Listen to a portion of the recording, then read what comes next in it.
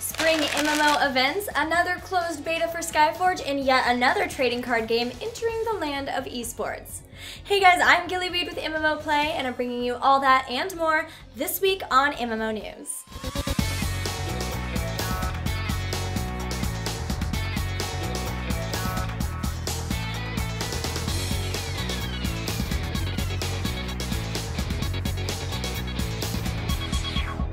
ArenaNet announced a new world versus world map for the game this week, along with a dev blog to highlight some of the features gamers will find on the Desert Borderlands map.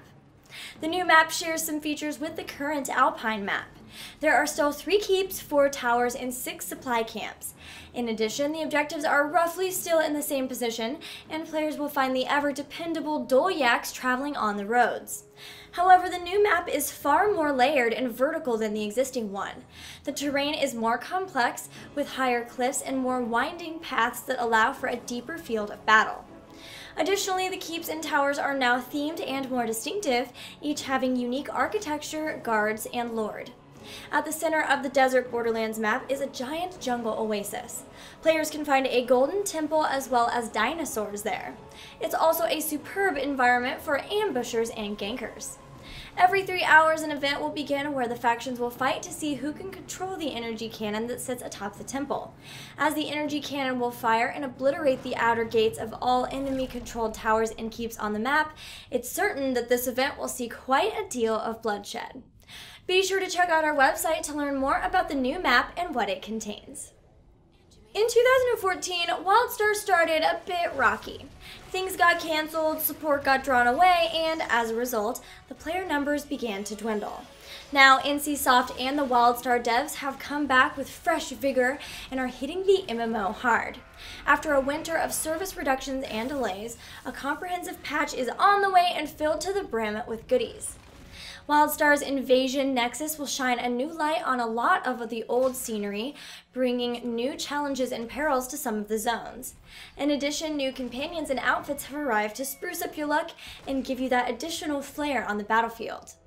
Lastly, a new system has been brought in to break down some of the grind. Wildstar's contract system allows players to pick up many single objective jobs that will aid progression and provide fast rewards to players. With all of this new stuff on the way, will Wildstar be on the up and up? Let us know what you think in the comments section below. The first official Skyforge closed beta has come to an end, but that's no reason to despair. The upcoming MMORPG has already announced the date for its next closed beta, and it's actually less than a week away. Players will be able to venture into the world of Alien once again on March 25th at 7 a.m. Pacific Time. The beta event will last for 2 weeks, ending on April 8th. Players can look forward to new content during the second closed beta. This includes 4 new classes, an open world zone, superiority PvP mode, 2 new squad adventures, a 5-man dungeon, and the Nether test area.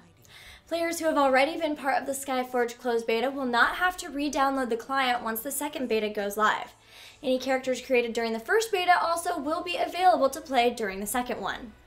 The MMO will send out a fresh wave of invites on March 24th, so be sure to check your inboxes in case you get an invite. Gameforge and Hex Entertainment announced the first worldwide tournament for their Hex Shards of Fate trading card RPG with $100,000 at stake. Tournament dates will be announced in a later time, but the qualification process has already been outlined.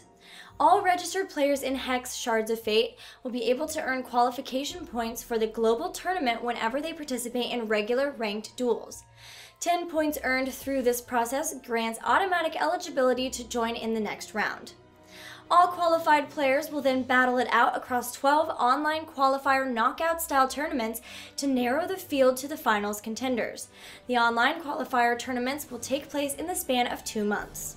Are you prepping for the Hex Shards of Fate tournaments? Good luck in battle! The last half of March is full of in-game activities for you online fans, from Leprechaun debauchery to early Easter festivities.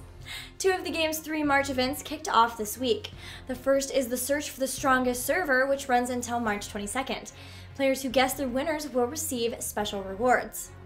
Additionally, the MMO's St. Patrick's Day promotion Over the Rainbow also runs until March 22nd. Players can purchase a rainbow pack in 7 different colors. Once all are collected, more special rewards will be unlocked. During the last week of March, Mew Online plays Catch the Easter Elf.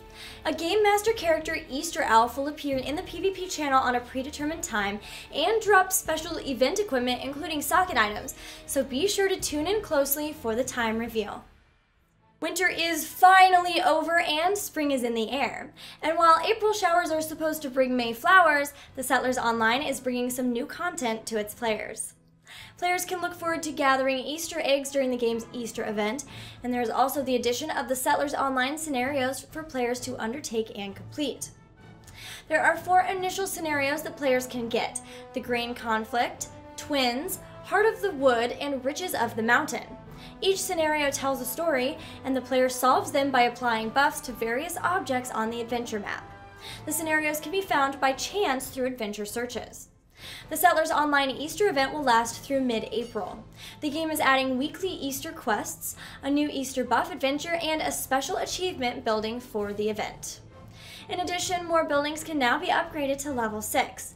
The resource item for the event is Easter eggs, which can be gained through a variety of means. Will you be hopping down the bunny trail during the Settlers Online Easter event? Let us know in the comments below. Well guys, it's time for the 5-in-1. Here are 5 more stories, each condensed into one sentence. The Final Fantasy XIV Heavensward expansion is now available to pre-order in North America, enabling players to collect some sweet pre-order items, such as a Chocobo Chick Courier minion.